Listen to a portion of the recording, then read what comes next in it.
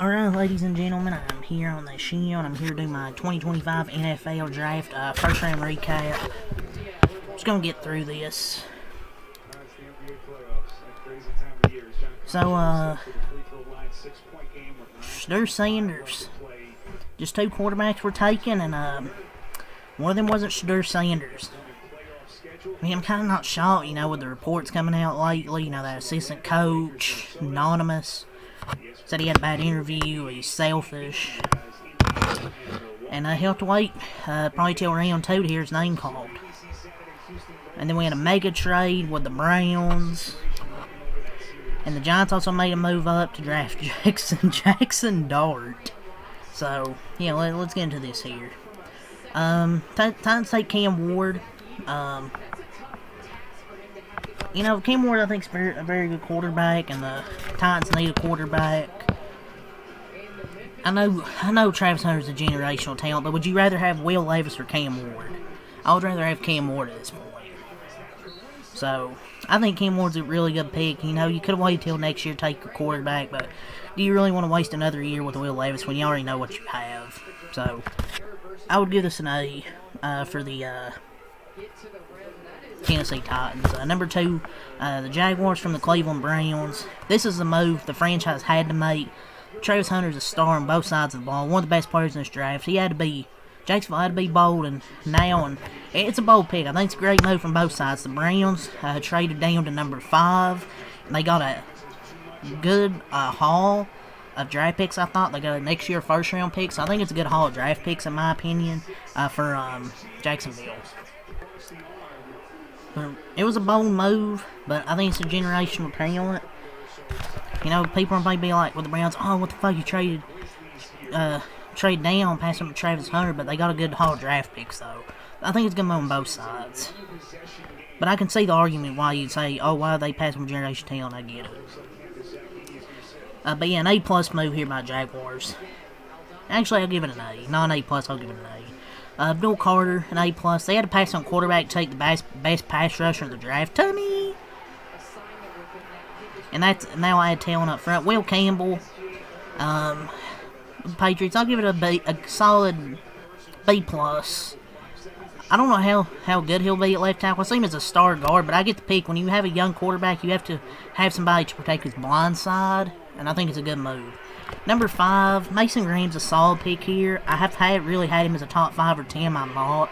I think most of these mock drafts.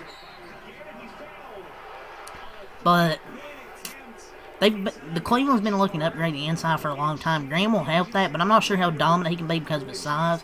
I don't like him as a player. I like him. I just don't know if I love this pick. I'll give it a B. The Raiders take Ashton Jeanty. I'll give it a A. I've loved watching Ashton Jeanty this season. Love the pick here. The Raiders and Pete Carroll want to run the football, so they end up with the best back in this draft. Normally I hate taking a running back this high, but this kid is special, man. Really good pick here. Number 7, the Jets take Armand Membu. The Jets had to get a tackle to play on the right side, and I think he fits the bill. I think he's a little raw, might take some time. The talent is there. But if it was me, I would have took Kelvin Banks over Membu, but I get the pick here. Torrey McMillan at number 8 to the Panthers.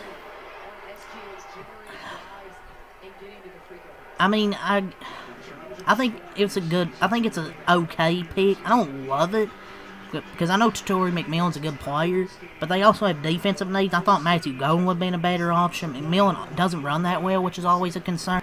But I'm not going to sit here and say Torrey McMillan isn't a good player. Saints take Calvin Banks. This is a good sound pick for the Saints. The Saints' offensive line needed help. I think it's a good pick here. Now they just had to figure out really the quarterback position, because I think it's a good pick with Calvin Banks. Bears take Colston Loveland. At first, I still think this is a reach, because I think Tyler Warren's better, and I think he's more like a player that probably should have been drafted like 20 in the 20s. But, I think he could fit in the Ben Johnson offense. He's a good pass catcher. Micah Williams to the 49ers at 11. Williams didn't play as well in 2024 as he did in 23, but the talent is there. I'll give it a B. I'm Tyler Booker, my Cowboys at 12. Look, I think he's one of the best, probably, I mean, besides the guys I already talked about, he's a mauler. Like, he's a little limited in terms of athletic ability, but he works for the Cowboys. They try to get better up front, but why not receiver here, man? It's just, I wanted a receiver here. Like, I'm not saying this guy's bad, but if you wanted him, you could have traded a few picks down to get Tyler Booker. I'm just being honest. Like, you could have traded a few picks down to get him. That's kind of just my opinion, man. The other player they could have went after was Walter Nolan, as if that would have been better. Just kind of I don't know how to feel about it, man. Like, there were significant offers. You should just trade it down, dude. If you're gonna take Tyler Booker, just trade down or take a receiver. But they needed a line. I'm not mad at the pick. I think it's a little bit of reach, but not a bad pick. I actually don't mind it. I just don't like a guard at 12 when you've been able to trade back, get capital, and still get Booker. And it would have been an excellent pick if they'd actually addressed the wide receiver or cornerback position in free agency. But guess what? They didn't do that. I guess it's a pick for the future. I mean, it's a pick for the future, but they don't have any NFL receivers on this team, man. Besides CD. We need a receiver, and we need a running back. Wasn't expecting to take running back. I will be more satisfied with this pick if they take a running back tomorrow. I'm gonna be honest, that's really my thoughts, man, about Tyler Booker. If you were expecting some type of big rant, then you were mistaken. He's going to help a running game, adding to the physicality unit. Like, Tyler Smith and Booker will be a physical guard duo. Like, that'll be a physical guard duo.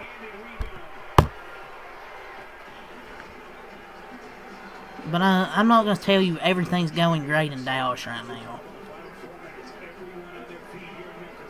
Just being honest. But it's a solid pick. Dolphins take Kenneth Grant at 13. The Dolphins had to get an interior defender, and Kenneth Grant fits in perfectly. He's a big power player, can play next to Zach Sealer. I like this pick for a team desperate for defensive line help. The Colts take Tyler Warren. This makes sense. I'd give it an A. He's an all-around tight end. He can do a lot of things, and they needed an upgrade to make it easier on their quarterbacks. Like, he's a good football player. You can say, oh, is he great at anything? If he's a good football player, it doesn't matter. He can do anything. Falcons take Jalen Walker at linebacker.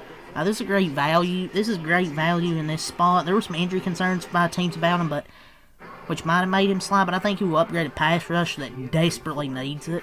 Nice pick here. Cardinals take Walter Nolan. I'll give this pick a B+. Walter Nolan, I'll give it a B. He's a good player who will team with Calais Campbell and Dalvin Tomlinson and give them upgrades on a line that needed it. He has big-time ability, but needs to be more consistent. Shamar Stewart to the Bengals. Mike Green was right here. This is a C. I mean, they needed edge help, but Shamar Stewart is just raw, and he lacks football instincts. There wasn't a lot of production to his game. He had 4 sacks in his college career. The tape shows a player who needs to learn how to play football. Talent could be there, though. The Seahawks take Gray Zabel. I'll give it a B. He can play guard or tackle or center. The Seahawks were a disaster on the offensive line, so it works. Zabel showed well at the Senior Bowl, which helped elevate his draft stock to be first rounder, and I think this works for them. He may give Booker to the Buccaneers. You know, Mike Evans getting up in the years, and Chris Godwin coming off injury. Booker's a solid pick. I love him as a player, and Jason Litch does a great job, but I don't know why not take defense. Maybe the value's too much to pass up, but I would have took defense here, but Booker's a good enough player where I'll give this a B+. Number 20, Jahdae Barron. He's a good defensive back who can do a lot of things. I think he will play inside the next level, be, the PS2. We'll see if he's a pure corner, and he maybe can play safety. I'll give it a B, just because I think they should have took running back here. Number 21, Derek Harmon. This pick makes a ton of sense since they need young players on their defensive line. passing on a quarterback was the right move. And Derek Harm's a really good young player who I've liked in the draft. Chargers taking on Marion Hampton. He's a big-time runner who will upgrade their running game. And we know Jim Harbaugh likes to run the football. I would have took Matthew Golden here. So I'll give this pick a B+, because I like Marion Hampton. He's a nice pick, even for a running back in the first. But they need a receiver. The Packers love this pick. The Packers had injury issues with receiver, and Golden will help offset those concerns. He can fly, and the Packers usually don't pick receivers in the first, but Golden was too good to pass up. I mean, especially at pick 23. Give this an A++. Number 24, Vikings take Donovan Jackson. He's a good player who can play guard and tackle, but will be guard for the Vikings. They need to upgrade the interior of their line, and teams like the demeanor Donovan Jackson like the pick here. I'll give it a B+. Giants, Jackson Dart, they trade up to get Jackson Dart. I feel bad for Giants fans. You get Daniel Jones, who was going to be inevitably going to be a bust. You pay him a lot of money. You pay him a lot of money, didn't work out, and you draft Jackson Dart. Inevitably, he's going to be Daniel Jones 2.0. I know the Giants needed a quarterback. I don't love this move at all. I just don't get the hype of Jackson Dart, dude. He's not good to me. I'm not a big Jackson Dart guy. Just in my opinion, his arm isn't anything special. I just think you could have waited until later to get a quarterback, but desperation makes teams do crazy things, man. The Falcons take James Pierce Jr. He's a good talent, but off the field hurt his stop.